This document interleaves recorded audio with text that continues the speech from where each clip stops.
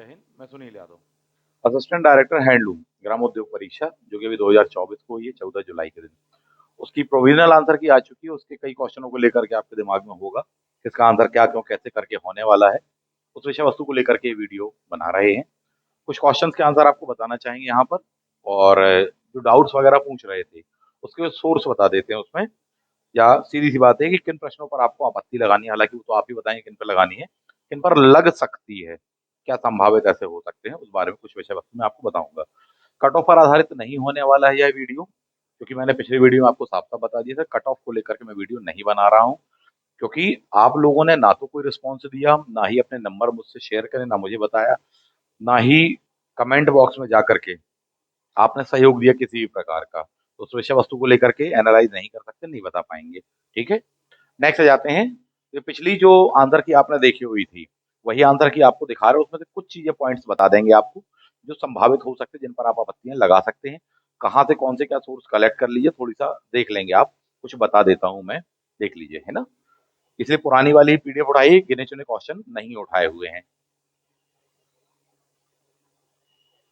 Yellow colour से कर दिए गए हैं वहां पर जिन क्वेश्चनों को लेकर के आप चाहें तो प्रयास कर सकते हैं। जैसे ये वाला क्वेश्चन, इस पर नहीं लग सकती है आपत्ति, आंसर जो माना है वो सही माना है आयोग के द्वारा।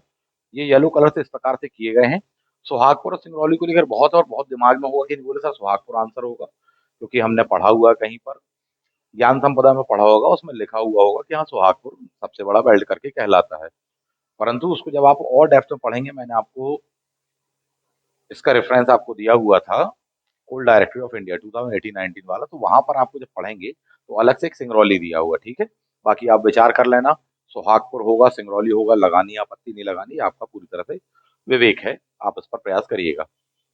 सतपुड़ा वाला पहले ही आंसर बताया था, 63 आएगा, ये सही है, इस पर नहीं लगाई जा सकती क्योंकि यहाँ पर ये नहीं कहा प्रोडक्शन कब से चालू हुआ। पिछले वीडियो में बता चुके हैं, नहीं देखा हो तो जाकर के देख लीजिएगा, ठीक है।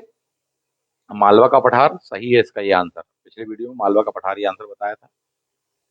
गर्भ रेशमी शब्द, ये वाला क्वेश्चन काफी पूछा गया कि बोले सर इसका आंसर बी होगा या ए फॉर एप्पल होने वाला है। ध्यान देने वाली बात है, इसके दोनों आंसर सही हो सकते हैं।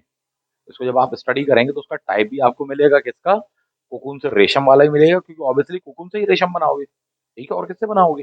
दूसरा है कि कपास बुनाई की तकनीक, एक डिजाइन आपको मैंने बताया हुआ तो यहाँ देखने के लिए मिलता है। तो क्वेश्चन जिस टाइप से पूछा गया है गर्भ रेशमी शब्द, वो संबंधित दोनों से आता है। यही वजह इसका आंसर ए और बी दोनों होना चाहिए। चाहो तो आप इस पर लगा सकते हो, विचार कर लीजिएगा आप। ऐसा नहीं है कि मैं आपको प्रोत्साहित करूं इस पर आपत्ति ही लगाइए, नहीं। मैं अपने तरीके से आपको आंसर बता दे रहा हूँ कि हाँ ये कौन से हो सकते हैं क्वेश्चन, और इसमें क्या हो सकता है, मे बी पॉसिबल, मैं सिर्फ आपको वो बता रहा हूँ। बाकी आगे आपका स्वाभाविक है, जैसा आपको उचित लगे। जिन क्वेश्चनों पर बात कर रहे हैं वे क्वेश्चन होंगे जिन पर वाकई में डाउट है। बाकी सारे आंसर आयोग के द्वारा सही माने गए हैं। और यदि आप गौर से देखेंगे तो जो पिछले वीडियोस में हमने आपको आंसर बताए थे लगभग वही आंसर हैं, एक आध दो क्वेश्चंस को छोड़ करके। खासकर एक योजना वाला वो क्वेश्चन था उसको, और एक महेश्वरी साड़ी का इतिहास वाला जो क्वेश्चन था उसको लेकर के मैं कुछ बताऊंगा आपको। बाकी सारे आंसर लगभग लगभग सही ही है। घोड़ा माना गया इसमें, मैंने कहा था दोनों होगा, घोड़ा, हाथी प्लस जेब्रा। इसका रेफरेंस आपको ये दिया हुआ था, देख लीजिएगा। ट्राइब्स इंडिया, ये वाला क्वेश्चन मैंने कहा था कि नहीं मे बी कैंसिल हो जाए।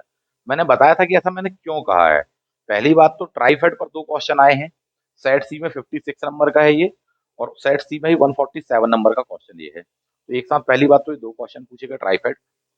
स्थापना यहाँ पर भी बोल रहे हैं, यहाँ पर भी बोल रहे हैं। मेरे ख्याल से ये जो इसको आप देखेंगे इसमें क्या समस्या है, ट्राइब्स इंडिया कॉमा ट्राइफेड के अंतर्गत ब्रांड है, ठीक है। इसे किस वर्ष में लॉन्च किया गया, तो किसे, ट्राइब्स इंडिया को कि ट्राइफेड को, ये बात क्लियर नहीं है कि इसे किस वर्ष में लॉन्च किया। तो बात क्लियर नहीं हो पा रही कि किसे। अगर अपन ट्राइब्स इंडिया के बारे में बात कर लें तो 2020 आप पढ़ते हो, ट्राइफेड की बात करें तो 1987 वाला हो जाएगा। यहाँ पर है, लेकिन ऐसा नहीं है कि ट्राइफेड को किस वर्ष में लॉन्च किया गया था। ये चीज अपने आप में कंफ्यूज कर रही है। ये कंफ्यूजन है कि ट्राइब्स इंडिया पूछ रहे कि ट्राइफेड पूछ रहे। आप चाहे इंग्लिश वर्जन पढ़ लें चाहे हिंदी वर्जन पढ़ लें, इसलिए मैंने इस चीज के लिए कहा था। आयोग के द्वारा इसका आंसर सी माना गया है। और अगर कहा जाए ट्राइफेड तो सी ही होगा, सिंपल सी चीज है। एक और क्वेश्चन सेम पूछा गया ना, एक ही पेपर में एक ही टाइप के क्वेश्चन सेम पूछे गए। ये वही आंसर है जो आपको पहले बता चुका हूं मैं। इनका रेफरेंस भी आपको दिया हुआ था, Vindhya Valley D Mart, Reliance and Ondoor, Tribes India, समझौता, ठीक।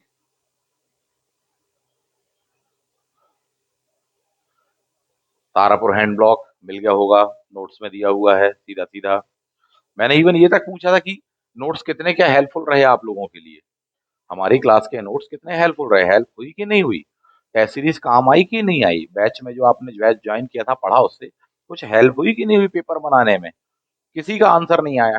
मैंने कहा था कमेंट बॉक्स में जाकर के लिखिएगा अपना नाम, अपने शहर का नाम और अपना कमेंट लिखिएगा, परंतु कोई जवाब ही नहीं दे रहा।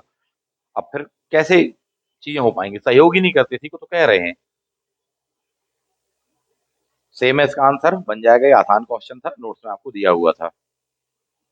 बहुरंगी संगमरमर वाला जो क्वेश्चन है आपका, वो टीकमगढ़ सही है, ऐसा मेरा मानना है। ठीक, उपरोक्त सभी लिस्ट दी हुई थी आपको ये।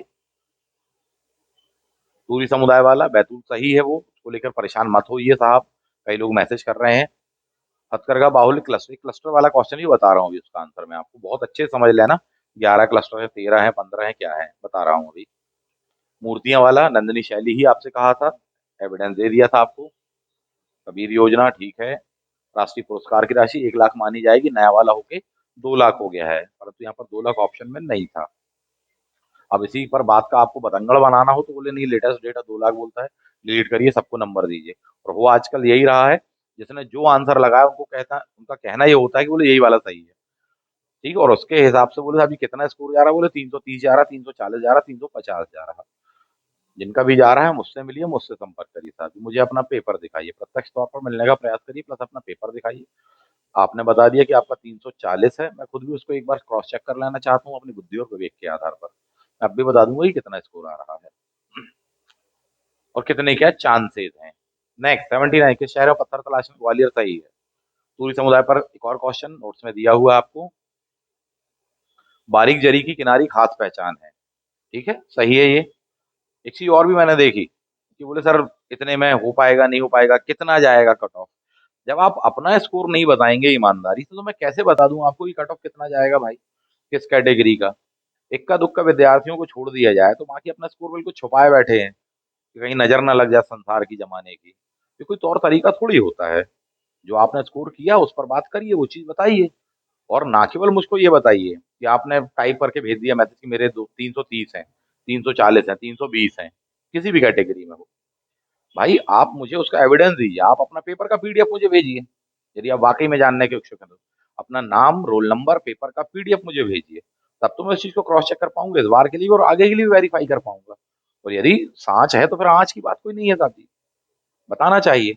और तो बस जान लेना चाहते कट ऑफ कितना क्या जाएगा, हमारा होगा नहीं होगा लगभग इसके आसपास में, ये कोई तरीका नहीं होता।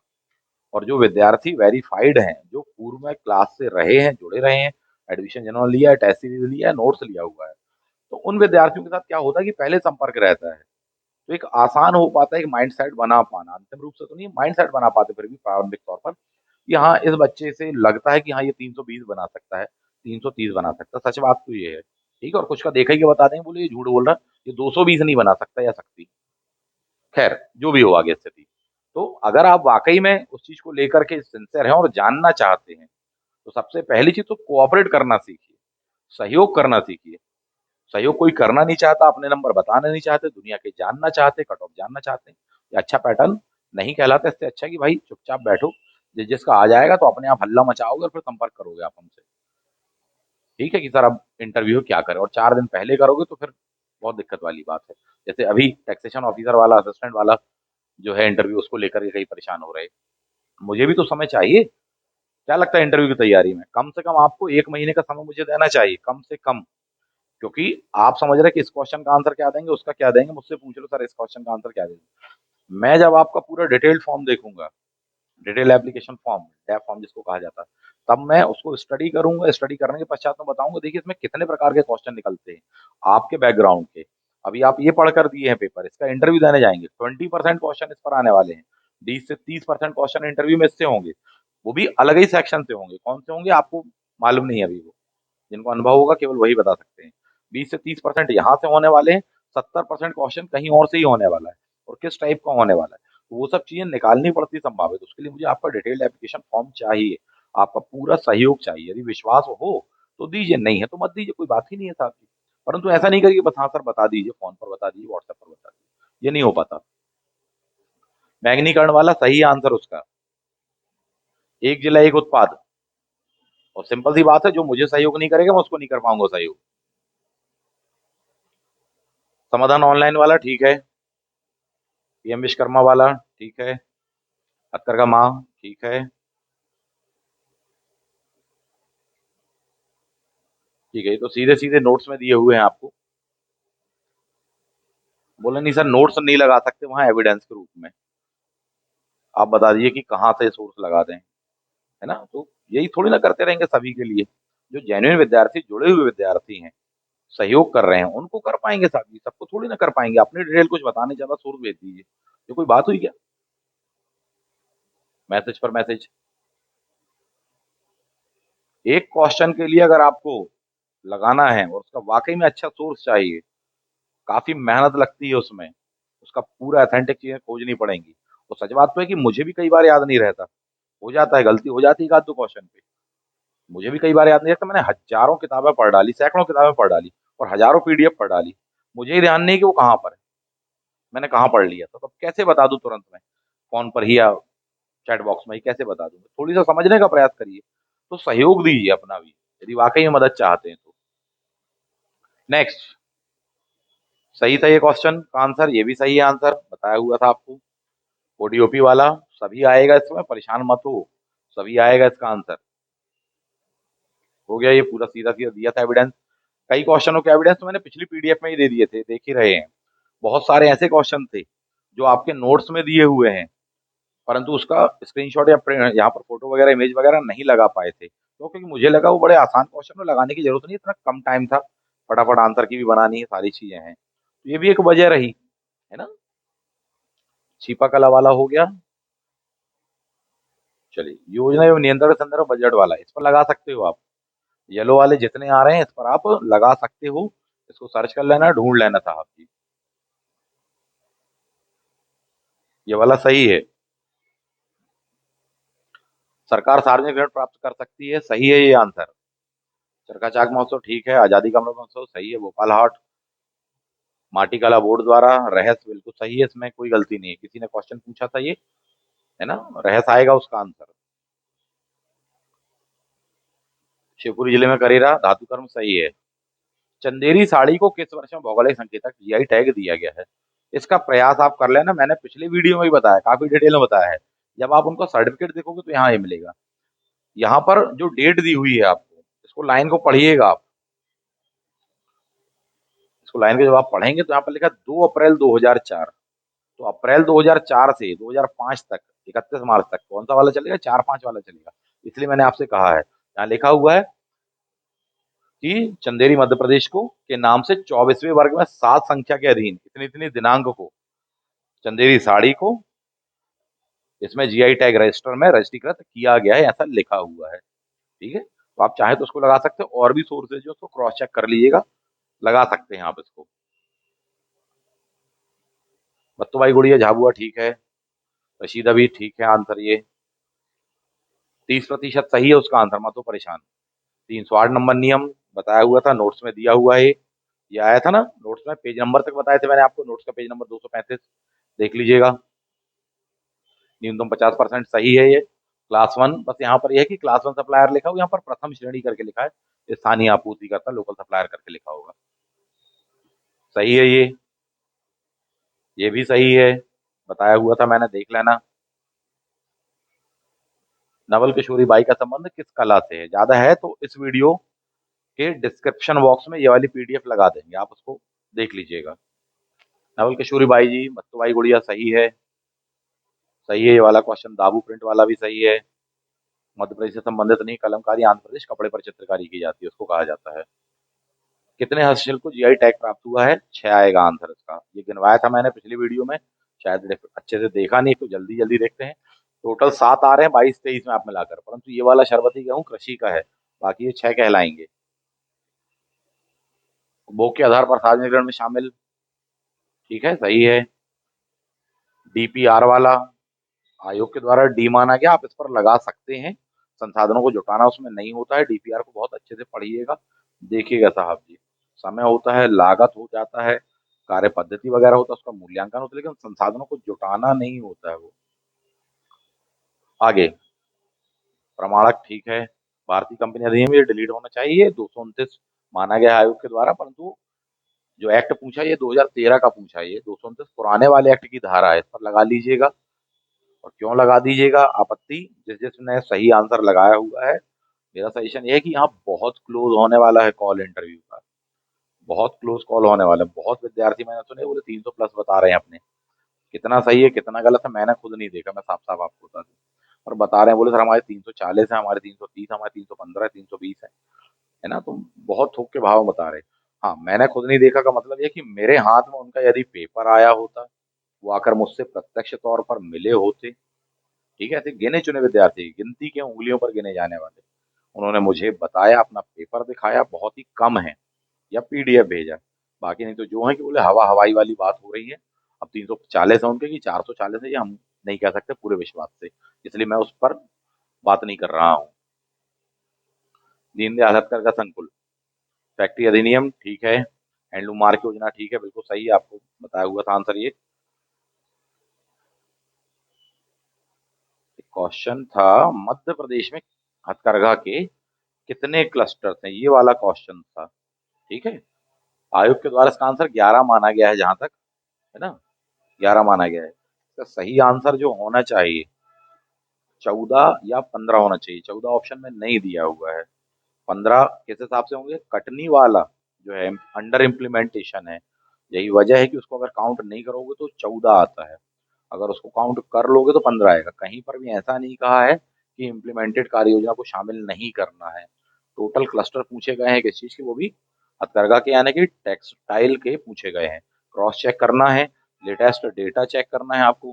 कई लोगों ने कहा बोले सर वो 13 होगा पीआईबी के, वो वर्ष 2013 का है, मैंने बहुत अच्छे से पहले ही चेक कर लिया था, 2013 का है, पीआईबी की वेबसाइट में दिया, उसका पीडीएफ आपके पास में होगा, आप चाहे तो उसको पढ़ लेंगे, उसमें 13 दिया होगा। परंतु ये वाला जो आपको डेटा दे रहे हैं, ये 2023 वाला डेटा आपको दे रहे हैं। कैसे क्रॉस चेक करना 15, अगर चेक करना ही है तो भारत सरकार सूक्ष्म लघु और मध्यम उद्योग मंत्रालय की वेबसाइट पर जाइएगा, ठीक है, वहां पर देखिएगा नेम दिया होगा, तो उसमें आप ऑल कर दीजिएगा, फाइनेंशियल ईयर यहाँ पर मत देना। ये सबसे महत्वपूर्ण, क्लस्टर स्टेटस पर जाइएगा। किस पर जाना है, क्लस्टर स्टेटस पर जाना, देख लो बहुत अच्छे से। उसमें एक दिया होगा फंक्शनल, एक दिया होगा ऑल, और एक दिया होगा अंडर इम्प्लीमेंटेशन। तो जब आप अंडर इम्प्लीमेंटेशन वाला देखोगे तो एक मिलेगा कटनी वाला, जबकि आप ऑल पर देखोगे तो 15 मिलेंगे, जबकि आप फंक्शनल देखोगे तो 14 मिलेंगे। बात समझ में आई। अंडर इम्प्लीमेंटेशन 1 कटनी वाला मिलेगा आपको, फंक्शनल कितने हैं, 14 कार्यरत है, तो 14 और एक वो, अगर सबको मिला लिया जाए तो ऑल हो जाएगा, तो कितना आएगा, 15। क्लियर है, साफ सुथरे शब्दों में बता दिया आपको। भारत सरकार सूक्ष्म लघु मध्यम उद्यम मंत्रालय, सेम उसका ये आप देख रहे हैं। आगे जब आप बढ़ेंगे यहाँ पर, इसमें फाइनेंशियल ईयर डाल दीजिएगा, लेटेस्ट वाला है। जैसे ये राइट साइड में कॉलम भरने के, तो इस साइड भी कॉलम हो गया, सेम ऐसे ही होंगे। जैसे ये 4 कॉलम इधर दिए हैं, 4 कॉलम ऐसे दिए होंगे वेबसाइट में, ठीक। इसमें यहाँ पर मध्य प्रदेश फिलअप कर दीजिएगा, मध्य प्रदेश के क्लस्टर जानना चाहते हैं आप, फाइनेंशियल ईयर दे दीजिएगा, आपको मिल जाएगा। डिस्ट्रिक्ट वाइज मत सर्च करिएगा, ऑल सर्च करिएगा, तो उसमें आपको मध्य प्रदेश के ऑल यानी कंप्लीट वाले मिल जाएंगे, इस बात को ध्यान रखना।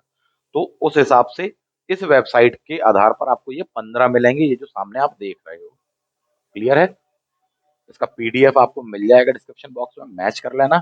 जो कटनी वाला है ये वाला, ये 4th नंबर का, ये गायब मिलेगा जब आप फंक्शनल पर देखोगे। 4थे नंबर का जो दिया है एम्ब्रॉयडरी वाला ना, ये कटनी में स्थित है 4th नंबर का, ये अंडर इम्प्लीमेंटेशन होने के कारण ये वहां पर से आपको गायब मिलेगा, लेकिन जब आप ऑल करोगे कैटेगरी वाइज, तो आपको 14 प्लस एक ये मिलाकर के टोटल 15 मिलेंगे, ये दिया हुआ है।